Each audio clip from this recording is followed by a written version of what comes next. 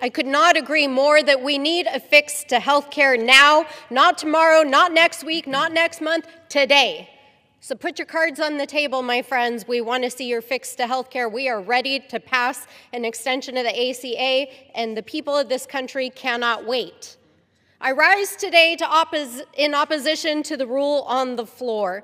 There is so much going on in this rule, the NDAA, the INVEST Act, a bunch of so-called permitting bills that would gut environmental protections. But I rise in particular to advocate for an amendment that I submitted to this package to stop the president from bulldozing more public buildings, including further changes to the White House that they are planning right now.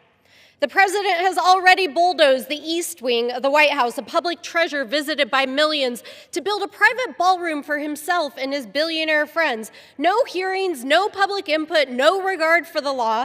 And now the White House is quietly soliciting bids to repaint another White House building and to demolish 4 more historic federal buildings here in Washington, D.C.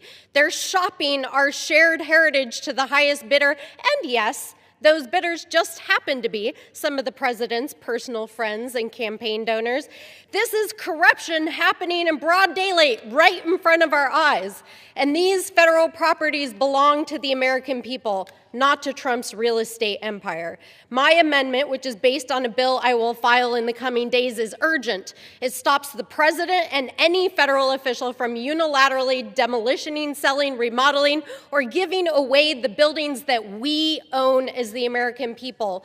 It restores enforcement and accountability that existing laws already provide, but this administration is ignoring, and increases the penalties to ensure accountability. My friends, the Supreme Court is on the verge of overturning 80 years of precedent, stripping away independent agencies of the power to say no to a president. When that happens, the guardrails will disappear. And so we want to stand here on the House floor and say to the executive branch in the people's house, you do not have this authority. You do not have it now. You did not have it then. And we will make sure that the law is clear. We are reaffirming the separation of powers before the Supreme Court attempts to dismantle it, and we cannot wait another day. We know the bulldozers are coming. And so I urge every member who believes in co-equal power on both sides of the aisle, vote yes to this amendment, stand up for the Constitution, stand up for our shared history, and stand up for the American people.